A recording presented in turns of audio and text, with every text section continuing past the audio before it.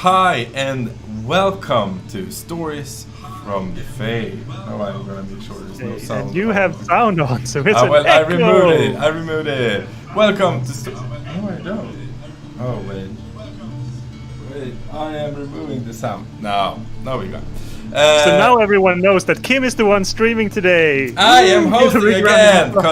So last week there was a little bit of a lag, so I wanted to redeem myself. I started with too much sound, but we will fix that in the end of the day. We will, anyway, you are here with me, Kim, and of course my partner in crime, Hank. Yay! It's gonna be amazing. Because today we are gonna do what, Hank? Today is our second story stream, as you can see in the description below. We are gonna tell two amazing little stories from our own world, And today's theme is actually sort of a promotional theme for next week's stream, where we continue the adventure of the Seven Sisters. So today's stream, I will be talking about the first witch queen, the first one to ever bear that title, the inventor of witchcraft itself, Ixna. And as our campaign is going close to the Mûr-Radas Desert and the home of the goblins, I think Kim has an interesting journal he will read from, describing some adventures near the Red Mountain. Yes, I will. And I thought I built a little encampment out in the desert that could serve as the backdrop for our storytelling stream tonight. So I will switch over to you, and everybody can see, because you're gonna tell the story first anyway. There you go. Exactly. So, welcome to the Anturian skirmish encampment outside in the lovely Mûr-Radas Desert. Here we find a band of Anturian adventurers trapped in the middle of the desert in a nice little oasis where they put up their camp. And at night, when the cold desert air seeps into their armor, they gather around the fire and tell stories. And tonight, we will tell the story of Ixna the Betrayer and the magical living tree. The story begins a very, very long time ago. It's a story of powerful things, secret things. Because secrets are a powerful magic, especially well-kept secrets. Because, well, every time a secret is shared, well, its power diminishes. So one does well to keep one's secrets safe. Not whisper them carelessly when others are around to hear. Not trust them to the wrong people. Or, worst of all, one should never write one's secrets down on paper.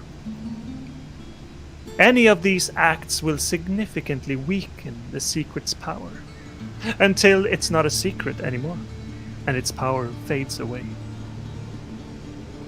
And this rule is doubly true for magic, the most powerful of secrets. The secrets that shape the world.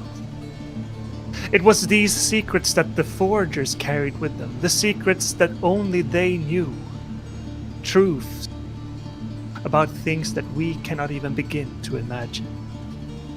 And these truths, these secrets that only they knew, gave them power over each and everything. It gave them the power to create new things. It was through these secret magics that they created the first beings. Now such power did the forgers possess, that they could create life itself.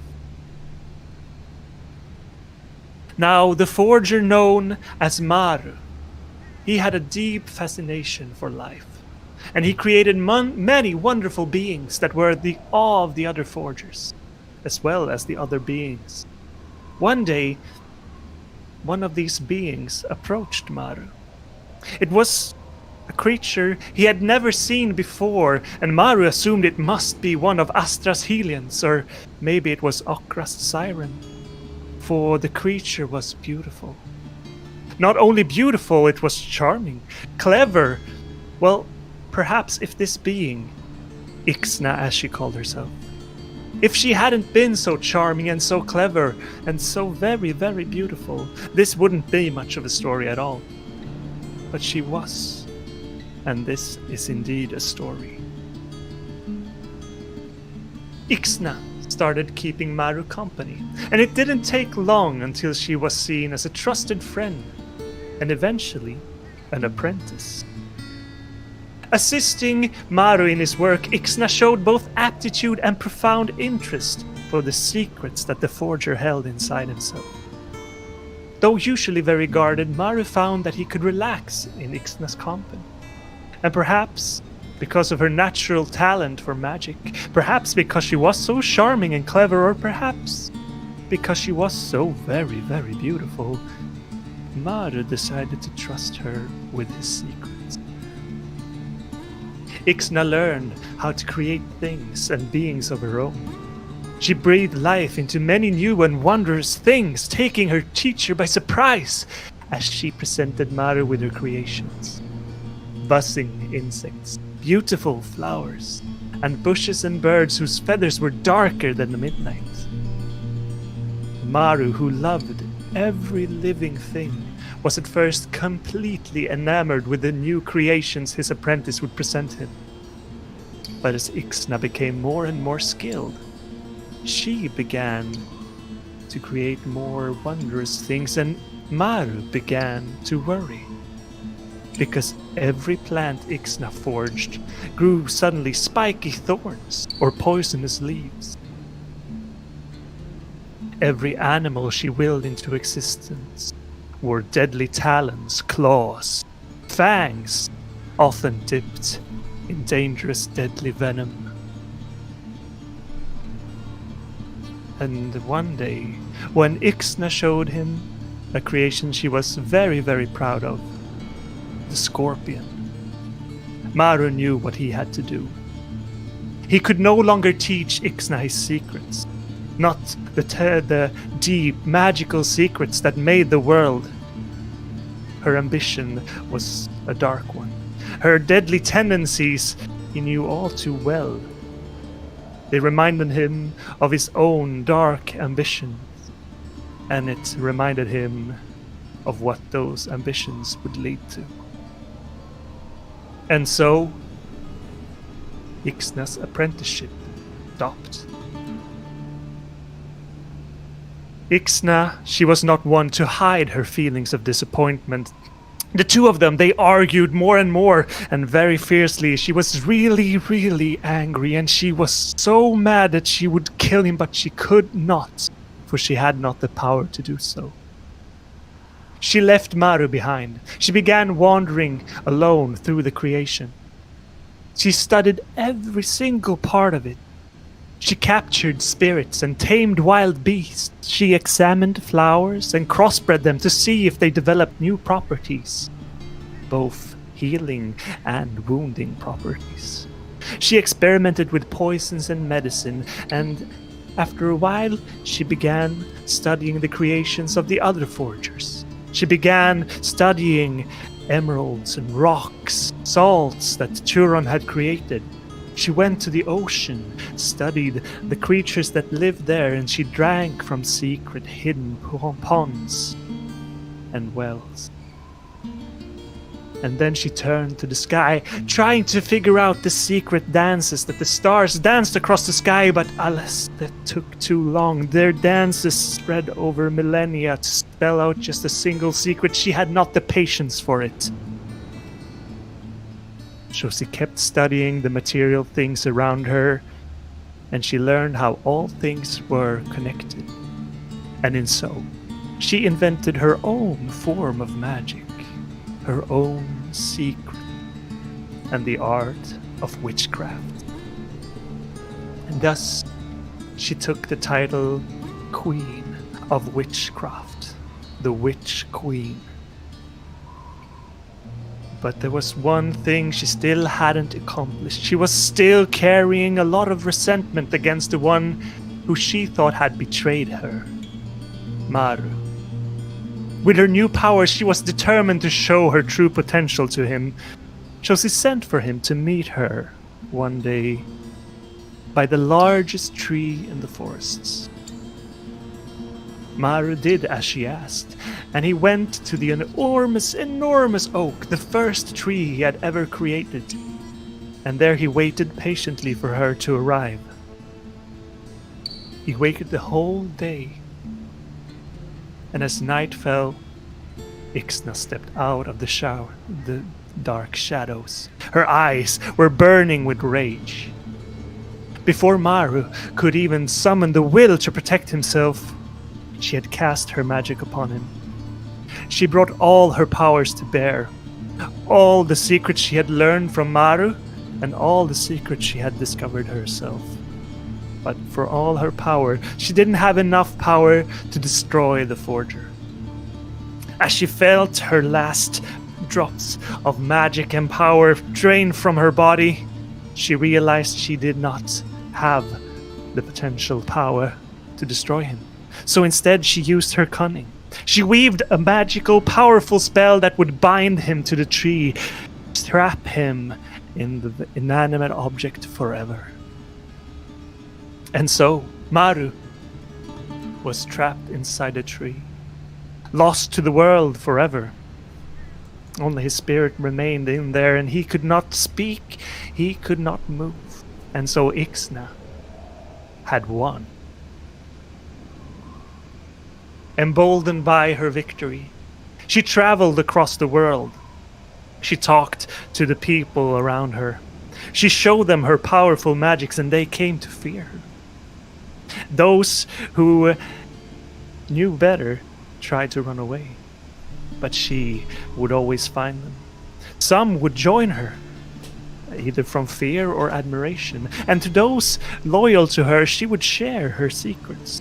She would teach them the secrets of fire, of witchcraft, of making iron hard and making steel.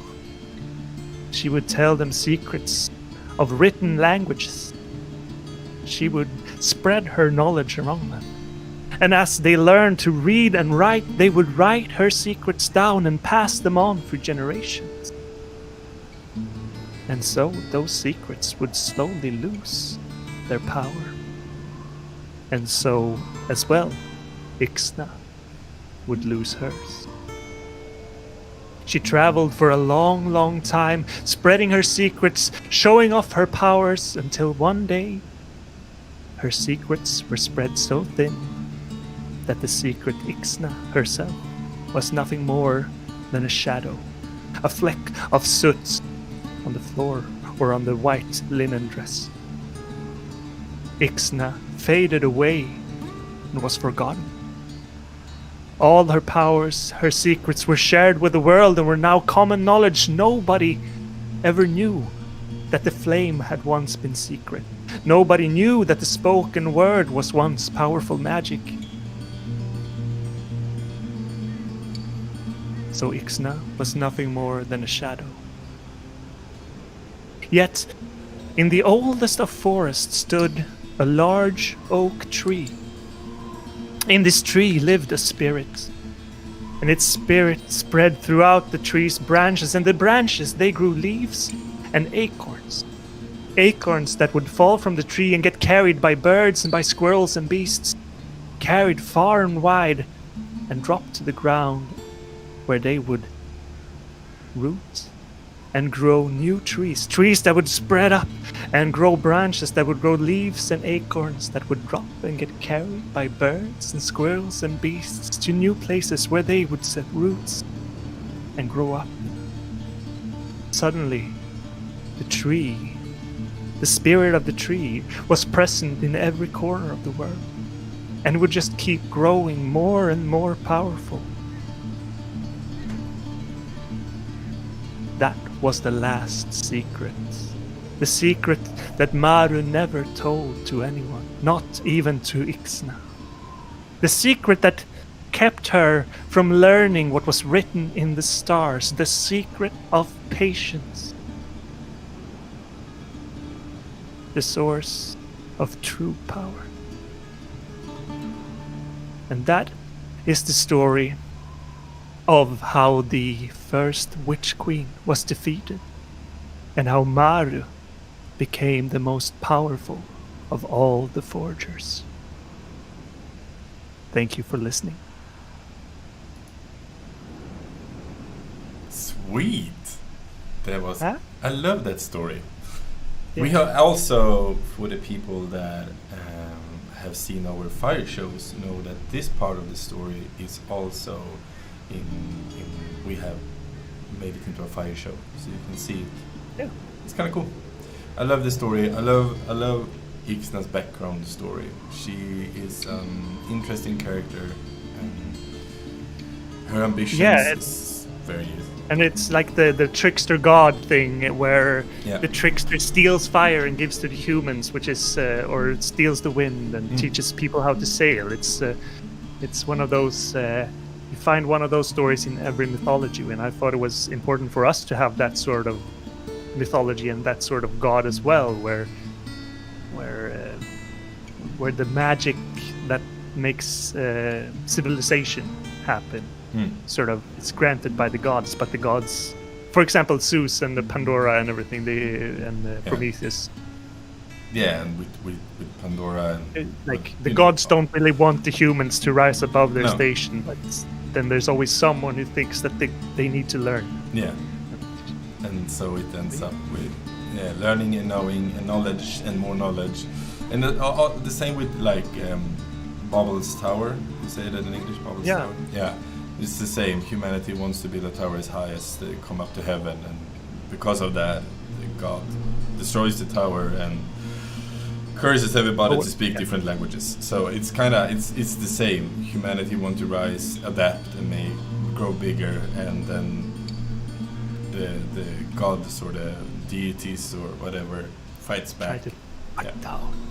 So it's kind of Stop shaking my desk here. I keep doing this. Yeah, I saw you were. It's not an earthquake. It's my my very tall desk, because I like to have a standing desk. Yeah, a standing desk. Well, I'm sitting because I am having some. What do you call it? I've been training to go to the gym, so my body's aching everywhere. So that hurts. Anyway, so continue to my story very soon. Then it's gonna be a different kind of story. It's gonna be this is more like a diary or an adventure told. Yeah, it's gonna be a journal. So the thing is that when I decided to write this story, it was I wanted to try to write something that could be a little bit more. I don't want to say comedy, but a little bit more comedy. It's gonna be also kind of ambition. The theme is also in the area of ambition, because the character really wants to prove himself for everybody. And you will see how that ends up later on. But so I started to write that story, and I wanted to make it in a journal form, because why not? So we are gonna dive into that really soon. But most part of the story is gonna be taking place in the Mûr-Radas Desert. Yes. And that is where we are hopefully in the next weeks our RPG, the campaign, we will manage to get there to the Mûr-Radas Desert. Hopefully. We will Still see. remains the puzzle of the temple stone. Yes, so probably not then. No, I mean, like last time 4 hours went by and the moved 50 meters. Yeah, the character moved like 50 meters. So slow. But then again, we also experimented. We had to introduce a new character to the group. Yeah, and also a new RPG system, and also a Talespire on top of that. Yeah. And of course, Talespire was released later than expected, so we didn't really have Talespire for everyone, which also cost a little bit. And my computer was a little bit of a lag and had a very high latency. Hopefully, after a lot of settings these past days, next week will work smooth. Anyway, yes, we will see about that. I don't want to tell much about the Mûr-Radas Desert yet, because there is gonna be information about it in the journal. But I don't know. Should I start? Let's hear from this journal of yours. I will actually change the view, because we had a view of Hank and Talespire. But I have, because I'm a graphic designer and a nerd when it comes to that, I designed a journal. So while I read the journal, you will also be able to see the journal. So that is what it's going to be about. So I will jump to that, and you will see. Ta-da! I think that works. So you can see me and Hank in the journal. So that is nice. So I would just jump into it. This is the Traveler's Journal. I will start out with the introduction. This journal is the written account of my journey to the Forgotten Mountain, where my objectives are to find more research material about the species commonly known as goblins. The information we currently have about these odd green-brown skinned creatures is not commensurate with what a prestige university in Emal should be expected to have in their vast library. There is not much information to go on. There are actually only 2 books about them, and they are both old and dusty. The language of the books is also old and almost forgotten. But goblins are supposed to be shorter than a human, very warm, short-tempered, and they are said to have very strong feelings about slingshots. Hard to tell if the feelings are good or bad. My hopes are that my findings will show the world that the goblins are a rich and cultivated people that have evolved since the last old books were written. To document everything, I have also added a packing list. On me, I will have my journal, pen and ink, so I can write in my journal, some money, my amulet heirloom, on Biscuit, which is my horse, extra set of clothes, a map, a compass, water skin, flint and tinder, food for a few days, and a tent. I will begin with day 1. Biscuit is a great name for a horse. Yeah, I know. I bade farewell to my colleagues at the university. I know many of them were laughing behind my back. They think my journey is a fool's adventure. But I will prove them wrong. With me, I have my trustworthy steed Biscuit. He is at least not laughing at me. Probably because he cannot. I also got that lingering feeling that I forgot something important. But I guess it's only some traveling nerves. Day 2. I woke up this morning and remembered what I had forgotten. A blanket and a pillow. I missed the comfort of my bed and pillow already. Biscuit seems fine. I sometimes envy the simplicity of such simple-minded creatures as a horse. Otherwise, the travels had gone by just fine. I pity the weak-minded people that told me that traveling can be hard. I love adventures. Day 3. The pain! Oh, the pain in my legs. I think something is seriously wrong with me, because there is nowhere in this world riding a horse should be this painful.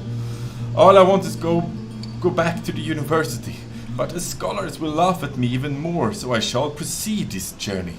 I will search for a healer when I arrive to the nearest town. And my back hurts a bit as well because of the hard ground and no pillow. Biscuit seems happy though. Day 5. 2 days later, that is. If this is my last inquiry, because of the pain and that I'm dead, I want to tell the world about how my noble quest to search for the truth is still out there. And I hope someone noteworthy will continue my research. End of diary, day 5. Day 7. 2 more days. After I had to take 1 day rest, I arrived to the town of Leafside. I'm behind my schedule, but I have met the healer. Apparently, horse riding, or any exercise, takes 2 days before showing itself if the body is not used to it. My biggest question right now is, why has this information never been written down in any books at the university? I think I found what my next research is going to be all about. But now I have obtained some herbs that will ease my pain, and my journey to the Forgotten Mountain will continue. End of day 7. Day 9. It's a ripped page as well. It's still a ripped page. Day 13, so 6 days have gone by. My travels have so far run smoothly, except for one day I overdosed on the herbs. Also, something I didn't know was a risk with common healing herbs, something that clearly should have been some kind of warning label on the satchel. I'm close to the harbor of Pav, where a ship will take me to the city of Mûr-Radas. That lies at the outskirts of the Mûr-Radas Desert. From there, I will try to find some kind of guide to the Forgotten Mountain. P.S. I found, in a bookshop there, an old book about the creatures of the desert. They have miscategorized goblins in it as hostile creatures.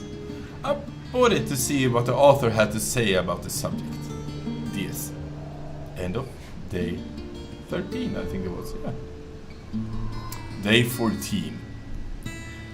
The sailors on the ship Etrusco are very hospitable. They all seem very jolly and always smile when they see me. They all like to hear about my journey. They call it a scupper job, or a quest becalmed, and I laugh and drink to my good fortune. The words they use sounds heroic.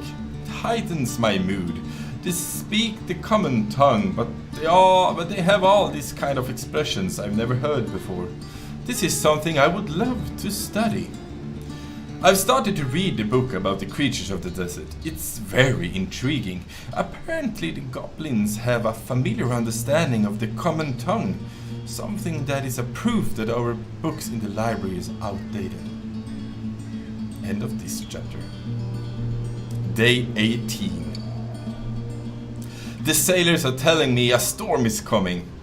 I know they are experienced, but they are obviously wrong. There is a blue sky and a light breeze. There is no scientific proof that there is a storm on the way. Day 19. Ripped page. Another ripped page. Day 24. I'm back in my room on the boat. It was the worst storm I've ever seen. It is very convenient to have herbs when you know what else they can do. Apparently the sailors had to restrain me below deck. I was screaming like a madman. I think they over-exaggerated a great deal though. They tied me to one of the wooden beams under the ship. Someone should teach them some manners, which I, as a scholar, did. Which ended with me tied up for another day. Biscuit had apparently been very still and easygoing during the whole storm. Simple-minded creature, did not even know what kind of doom that was upon us.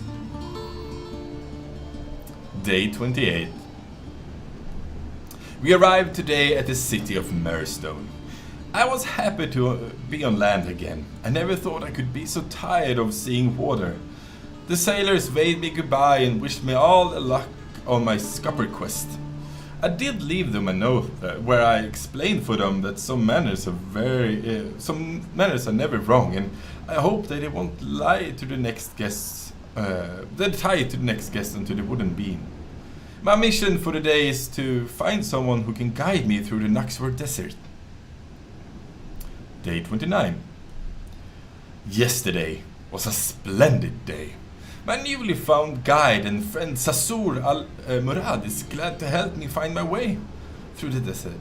He's a very charismatic person. Everyone seems to know him because they're all bowing down their head to him when he passes by. I like this culture. It is showing a lot of respect to the ones that is wise and cunning.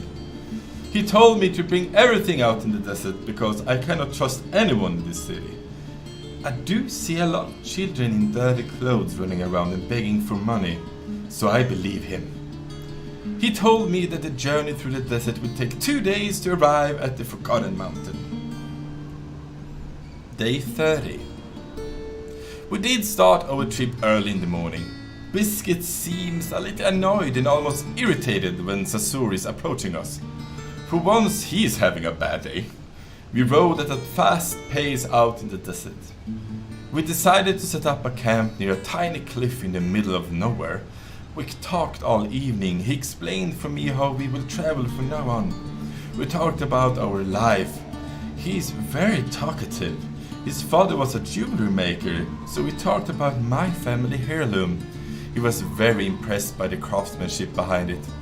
I explained that the amulet also worked out as a clever key for my chest back home at the university, if you know how to solve the puzzle. Yeah. He was intrigued, and we continued to talk about different types of wines from the southern regions.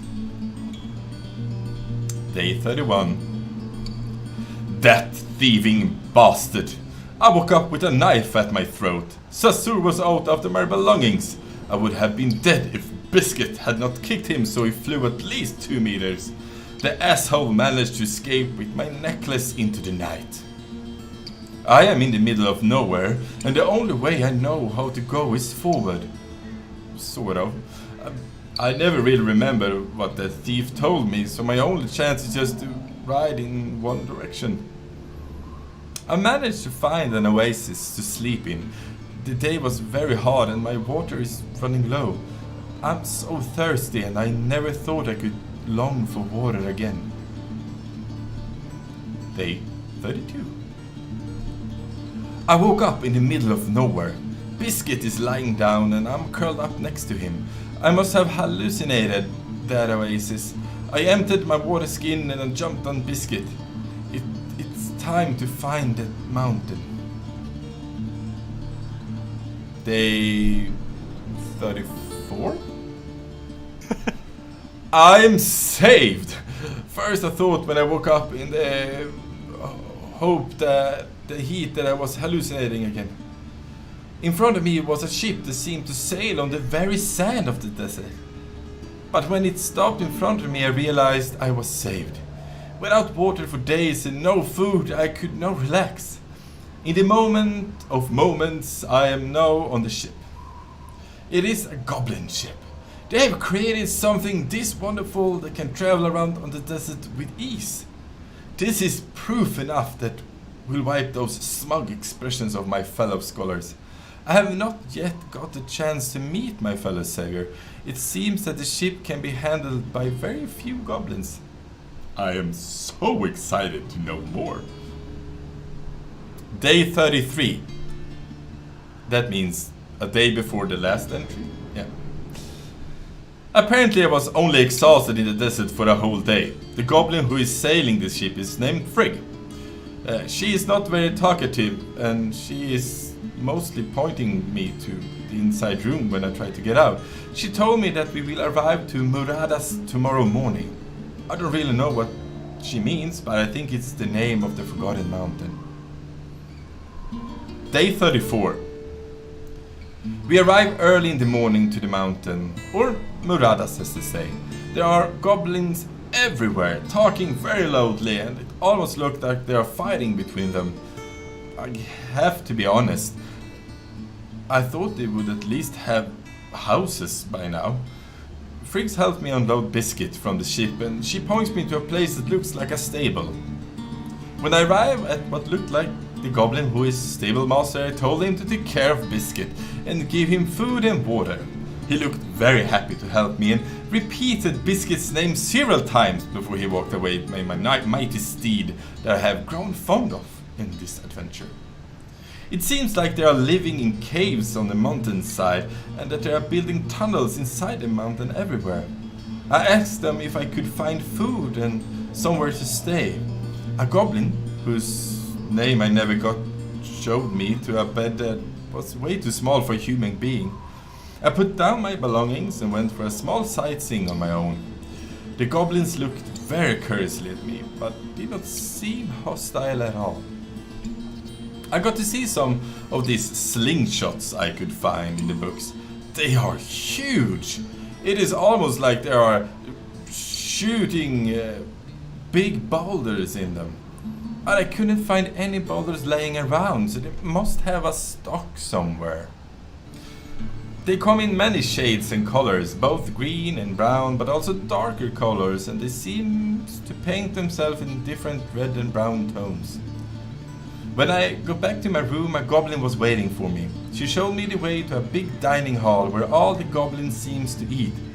They did not have any manners whatsoever and they had no cutlery. In the far end of the room there was a throne made of stones and bones.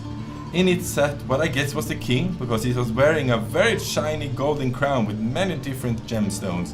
It was too big for his head, so it sort of fell down on the side all the time. I asked the goblin who he was, and the answer I got was something like Tribal Chieftain Brian, Goblin King of Mûr-Radas. Then he continued eating his food. It seemed like it was a plate made of various insects, scorpions and spiders. I went back to my room, not really that hungry, frankly. And now I'm ready to sleep in my bed that is not made for a human.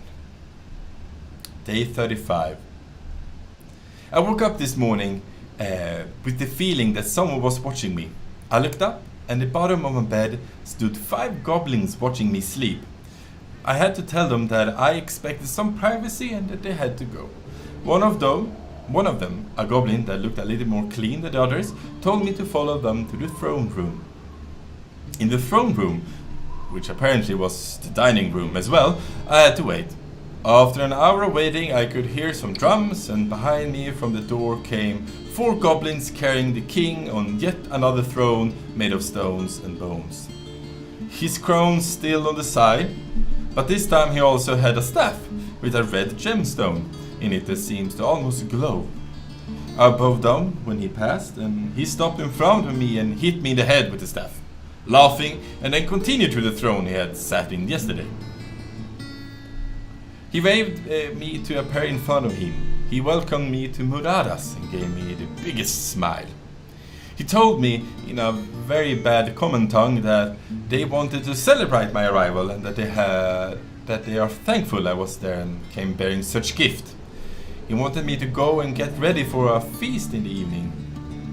I still don't know what he meant by a gift, but I can guess he meant my vast and encyclopedic knowledge of culture. So now I am in my humble quarter trying to choose amongst my least dirty clothes. I'm going to a goblin feast in my honor. I knew they were civilized. Day 36. I have the worst hangover since ever I can remember. The game is something I would translate to cactus homebrew. It was a strong alcoholic beverage that really made you drunk fast. They know how to throw a feast, these goblins. They had drummers everywhere, they were playing fast and hard. I got to sit next to the king and we got served this very fine meat, and I asked the king several times what kind of food it was.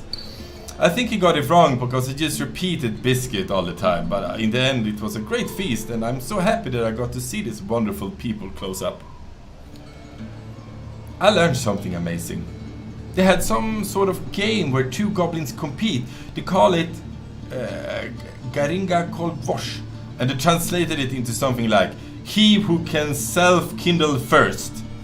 Because goblins can apparently set themselves on fire if they are excited or stressed enough. In this case, they are excited. They also brought my saddle and bridle back to me, all oiled up and shiny. So very nice of them. Now I will go and look closer at those chips of theirs. Biscuit! We ate biscuit! They ate my horse! We ate my horse! I can't believe these savage creatures! I am going to meet the king right immediately and demand an explanation. Day 37. It is night.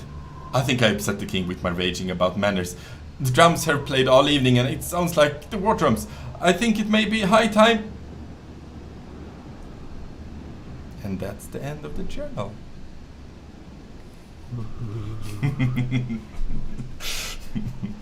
Oh, I forgot how funny this was. I remember reading at least half of this in the beginning when we were discussing goblins and creating stories about goblins. Yeah. I didn't remember the end. Well, biscuit. Yes, they like biscuits. Oh, biscuit. Oh yeah, I know. The funny. I love the horse more than the character in the book. Yeah. But the character is typical Syrian. What do you call it? Scientist. Yeah, it's a scholar. You know, a very ambitious scholar that thinks they know the best all the time, and in the end they are so unaware of everything. And I kind of love it. So I love how well this ties into our campaign now as well, because we are going to Mûr-Radas, and we do actually have Maya playing sort of a Syrian scholar. Yeah.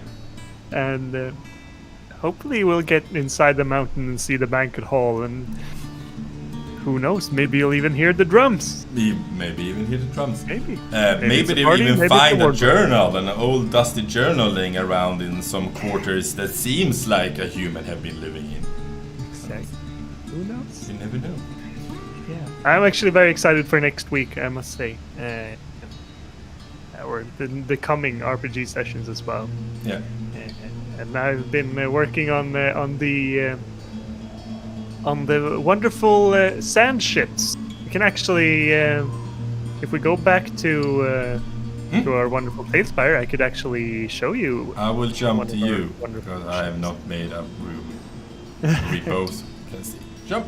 So the Mod City crew have actually made a lot of different sand ships, and I made some of my own as well. So I'll give you a quick little preview of a few of them. Let's see if I can. Are you in cinematic mode? Yeah, I'm in cinematic mode. Oh, so, cool. Yeah, bring one of the goblin sand ships, a smaller version of them, and of course there are bigger ones as well. Yeah. I love these. I saw when you made like a bigger one, I think. No, so the small one I've made, and this bigger one, I can show you a picture of it here. Let's see. This one. This one is actually from the Tales Bazaar. Yeah, can you zoom it out so we can see it, the whole? Because I got a see-through picture now, so I see the bottom deck maybe. You have to. Can you lower down the? Well, yeah, I can maybe do it on my own. Thank you. Okay, yeah. So these larger ships were made by a crew called Mod City, and I sort of took inspiration from them to make the smaller ones. Oh, they're really cool. Yeah. They're really cool.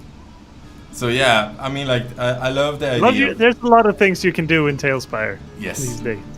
Be creative, and that is kind of funny. It helps us. Well, it helps us visualize some parts as well. I mean, yeah. We have a lot of ideas. Sometimes we just, we need help showing them, and it kind of triggers us and gives us more ideas. I will jump back. This. So it helps us trigger. So it's kind of funny. Yeah. So I am really excited about it, and I'm gonna talk about us again. So we do have Patreon, and I've been talking this a lot of time. As you notice in the book, the journal I wrote, there was the goblin chieftain Brian, the king of goblins. And that is actually a patron. Brian, he's also playing Burke in the campaign. He's a king. So when you become a king or queen in patron, you will get your own land, and you will be kind of the owner of that land, and we will tell you in stories. You can choose your own name. Of course, you don't have to have your name. But no, you can create your own character and we'll, make a story around that character as well. Yeah. And also, if you become a king, you will get your own banner. I will illustrate a banner for you and send it home. I usually send it home to you, a picture.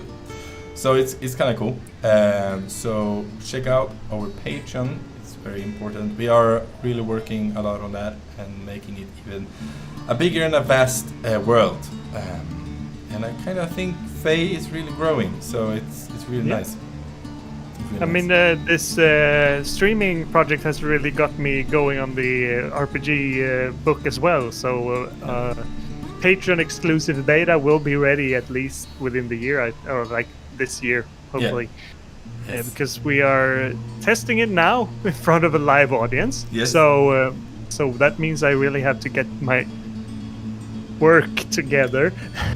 And when I do that, it also starts to become more like a shippable product that I can share with more people and get feedback, and then we'll have this wonderful collaboration with all our patrons that helps us out. So but if Patreon is not for you, don't remember you can always be a YouTube werewolf and like and subscribe and ring the bell. Yay! And all that. that is also as well. Yeah. We are almost at our goal. I think we have 49. It says 48 here on the stream, but 49 subscribers. So we're almost halfway to our goal of 100 subscribers. Yes, and we are really working on it. And if you know people, tell them. And yeah, email this to your boss or to your grandma. To everybody. Everybody. Yeah. Everybody that wants to hear a good story or see an fun adventure, or just want to see me and Hank fooling around in some weird game. We found we're pretty inspired by. Good-looking people. We're kind of good-looking people. Well, my beard is on point today. I kind of like my beard today. It's nice. It's pretty good. It's working. I also want to say again, because I think it's such a cool feature if you become a patron. Not only if you're king, you become part of the world. You become part of the world on any tier you choose, because you will populate our world, and that is a cool thing. So check that out and do that as well. I don't know. Should I tell people some more stuff that we should tell? No. Do you have anything interesting? Do you have anything? Any hopes and aspirations for next week's RPG stream? Otherwise, we can end the stream today. Well, I hope that my character Mary can join the rest of the group. Then again, the rest of the group kind of moved 50 meters, so I guess I can catch up to that.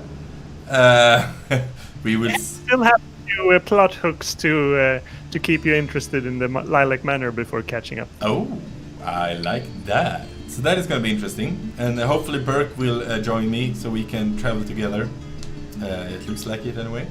Because last time it was everyone except me and Burke, so it's American Burke's turn to join in on the group, try to find everything.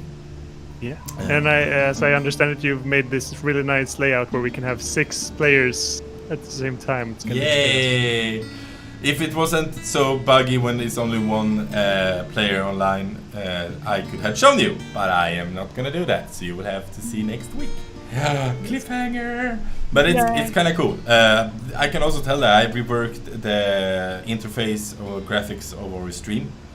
So if you look at a stream last week or the weeks before that, you notice some differences on the graphics we have. We're working on it all the time and always developing our stream to make it more... Always getting better. Always getting better and make it more enjoyable and such. So please do that. Check that out as well. Our stream. How beautiful it's becoming. I kind of like it. Yeah. With our Fox and Feathers logo in the middle. Yay! The artist who made that actually, Victor, he's an amazing artist who drew this painting for us. Yeah. I have it. It's hard to see now because I am too far from it. But in my hall, behind me, I have that painting in a huge poster format. You have it as well? I have the poster, not right here, but I have this wonderful logo. Yes. That King Joel made for us. Yes, King Joel made that. Another king we have. It's embroidered on this nice little bag. Yay. Which you can get an unembroidered bag from our non-existent merch shop. But yes. Well, if you kind of like, I like that bag, you could always just DM one of us on like Instagram or something. My name on Instagram is kim.r.punkt. Well, no, I did Schwinglish all over again. kim.r.andersson, and you are Hanko del Tanko. Yay! So if you go to Instagram and DM us, we can look at that merch, see if there's something for you. We also have t-shirts. But I guess that's all for today, I guess. I guess that is all for today. But I want to know, you are the GM. Can you give us any like hints or some cool cliffhanger for next week? Some hints and I've already shown you my amazing sailing ships, Goblin sailing ships. Well, yes. And I've shown you an Anturian camp in the desert. Yes, you did. Then what I'll be working on this week in Talespire is actually finishing the tomb of Tefi al-Um and Aksar al-Um. and the necropolis of the monarchs. Oh yeah, I have to. Yeah, continue. Depending on what the group decides to do, I will have built all this for nothing, or we'll get to see what plans I have for these little encampments. I bet it's gonna be all for nothing next week, but the week after maybe, because people are slow. Exactly. We do also have our latest build stream was when we built the. No, that was the Lilac Manor. Our second to latest build stream is when we built the Goblin Mountain. So if you want to know more about goblins and see what the third piece of point of interest for the Noxor Desert, I suggest you check that video out. Yeah, I am gonna show you because usually when I TTRPG I draw a lot, and I think I showed you on the later one, and in one of those tombs that we maybe gonna explore again, there was 3 chests, and I am so looking forward to try to find them. We didn't have the time to get them last time because everything was.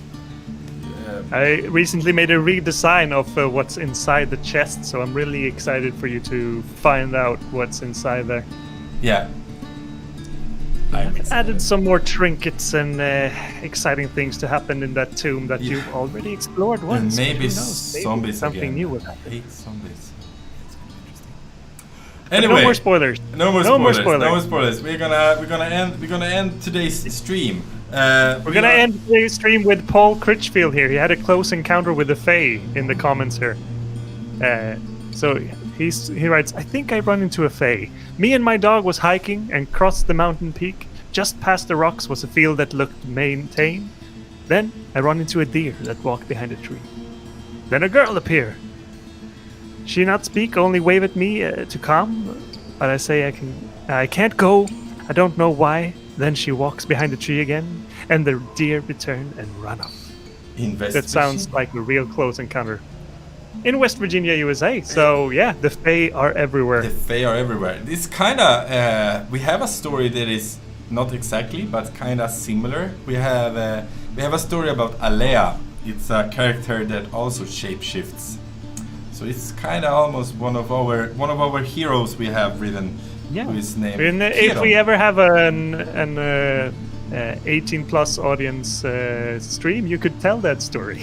Oh yeah, I can. It's a little bit explicit. Well, it's a little bit explicit, but I can rewrite it to make it less explicit. PG-13. PG-13, and also it's kind of nice, and there is hopefully music written to it. Maybe Hank, I'm looking at you, so we can have been played because it's interesting. I'm gonna leave it at that. Really. Yeah. Well, that's all for tonight. Yeah. If you like this stream, make sure to subscribe and ring the bell and everything. Yes. And like the video. We'll come back with an RPG stream next week. Then we probably have a build stream or a game stream, and then we'll be back with more RPG and more storytelling in the future. Yes, we will. And again, check out our Patreon. I can't press it enough. Yes, do it. And all love to you, people. We love you, and we would love to know more about you and your life and how you can become a part of FAE. Like Paul here. Maybe he can become a patron. Who knows? Sure. Okay, take care. Bye.